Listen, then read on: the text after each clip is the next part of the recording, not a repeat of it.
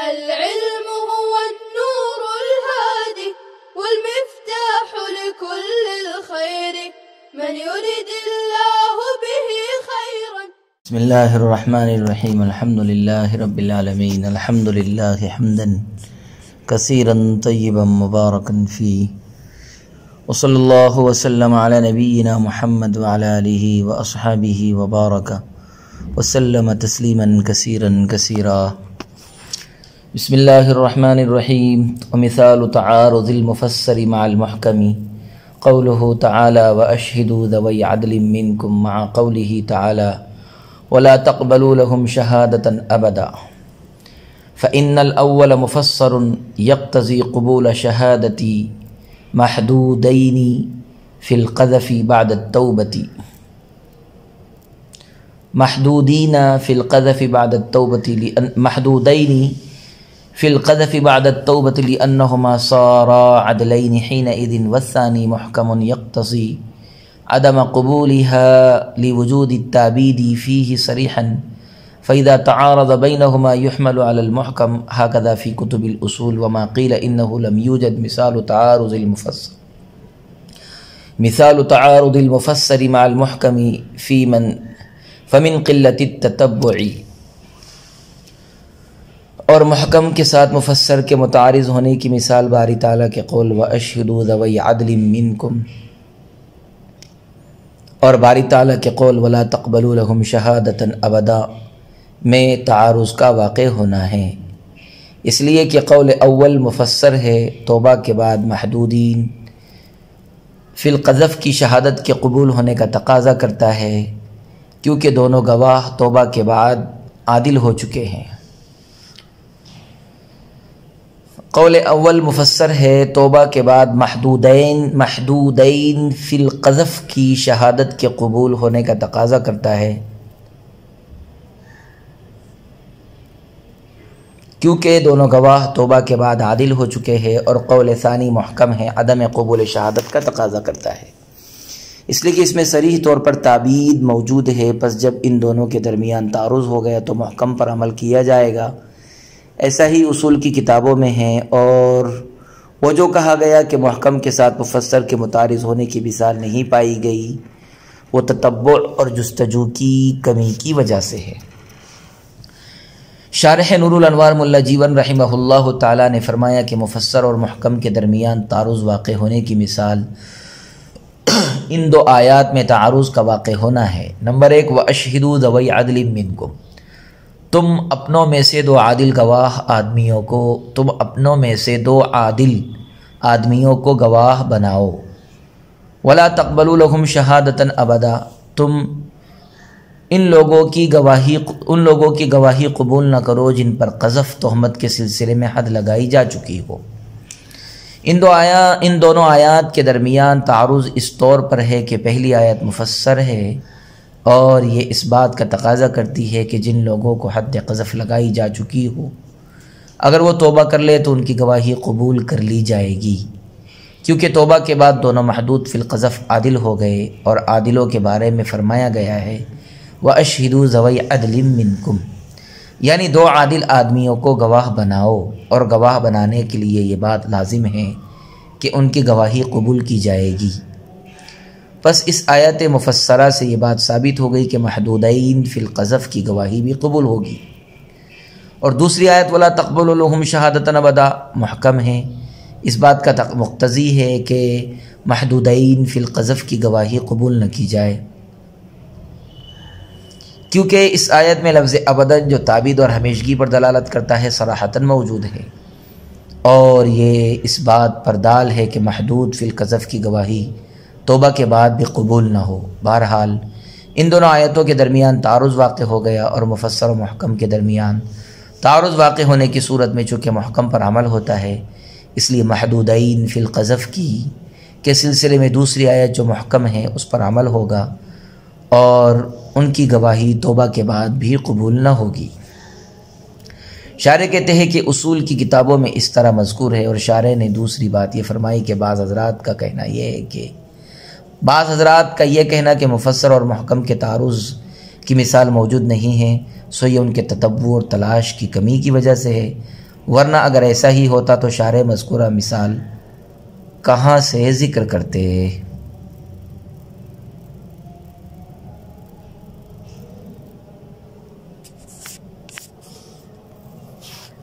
ثم ان المصنف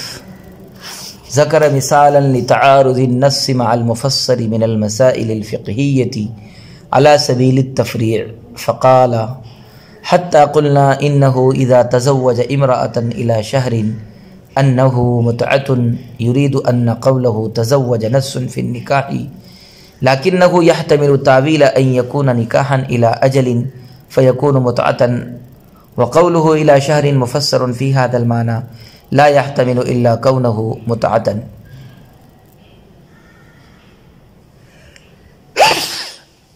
فيحمل على المتعة ولكن لا يخلو هذا من المسامحة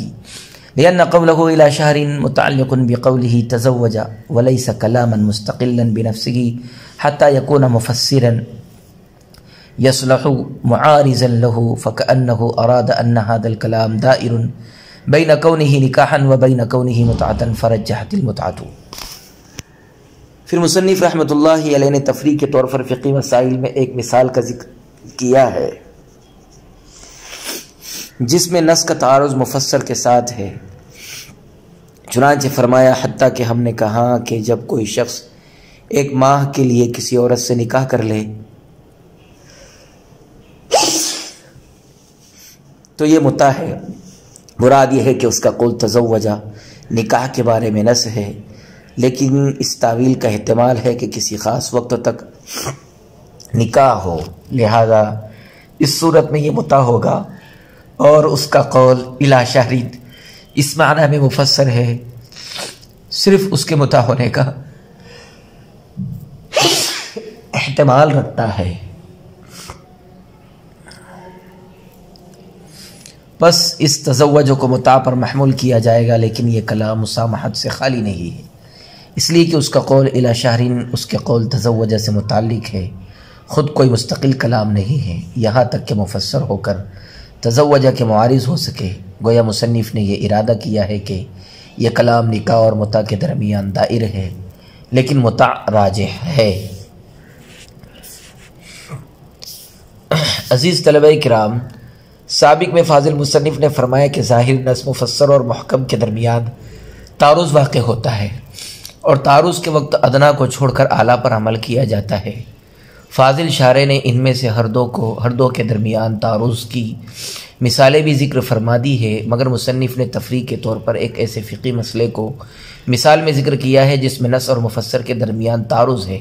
مسئلہ یہ ہے کہ ایک شخص نے ایک عورت سے 1 ماہ کی مدت کے لیے نکاح کیا تو یہ متع ہوگا اور نکاح نہ ہوگا، کیونکہ مردوں کا قول تزوجت نکاح کے باب میں نص ہے، اس لیے کہ لفظ تزوجت نکاح منعقد کرنے کے لیے لایا جاتا ہے، لیکن اس میں احتمال اس تعویل کا بھی ہے کہ یہ نکاح ایک خاص وقت کے لیے ہو. بس اس صورت میں یہ نکاح موقت اور نکاح موقت متع کی طرح فاسد ہوتا ہے، لہذا یہ بھی فاسد ہوگا. بہرحال شوہر کا قول تزوجت نکاح کے باب میں نص ہے، مگر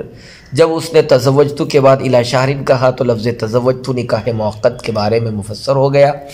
یعنی اب اس میں صرف نکاح موقت کا احتمال ہے اور نکاح کا احتمال نہیں ہے، لہذا اس کو نکاح موقت پر محمول کیا جائے گا، اور نکاح موقت فاسد ہونے میں چونکہ متع کا حکم رکھتا ہے اس لیے یہ نکاح موقت فاسد ہوگا. شارح کہتے ہیں کہ مصنف نے لے دے کر ایک تو مثال بیان کی ہے، لیکن وہ بھی مسامحت سے خالی نہیں ہے. مسامحت یہ ہے کہ مرد کے قول تزوجت الی شہر میں الی شہر خود کوئی مستقل کلام نہیں بلکہ یہ تزوجت کا متعلق ہے. گویا تزوجت الی شہر پورے کا پورا ایک کلام ہے، اور ایک کلام کے اجزاء کے درمیان تعارض کے کوئی معنی نہیں ہے، یعنی دو کلاموں کے درمیان تعارض واقع ہوتا ہے، ایک کلام کے اجزاء کے درمیان تعارض واقع نہیں ہوتا.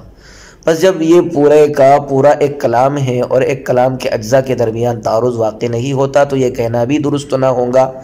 کہ یہاں الی شہر مفسر تزوجت نص کے معارض ہے، یعنی اس کلام کو نص اور مفسر کے درمیان تعارض کی مثال میں پیش کرنا درست نہیں ہے. شارح نے فاضل مصنف کے کلام کی توجیہ کرتے ہوئے خود ہی فرمایا کہ غالباً مصنف کی مراد یہ ہے کہ یہ کلام تزوجت الی شہرین نکاح اور متع کے درمیان دائر ہے، یعنی یہ کلام نکاح بھی ہو سکتا ہے اور متع بھی ہو سکتا ہے، مگر الی شہرین کی وجہ سے متع ہونے کا احتمال راجح ہے اور متع فاسد ہے۔ نکاح موقت اور متع دونوں ایک حکم میں شریک ہے، یعنی دونوں کا حکم فساد ہے۔ نکاح موقت بھی فاسد ہوتا ہے اور نکاح متع بھی فاسد ہوتا ہے، لیکن تعریف کے اعتبار سے دونوں میں فرق ہے۔ متع کے لیے لفظ تمتع کا ذکر کرنا ضروری ہے، مثلا ایک شخص کسی عورت سے کہے اتمتع بکی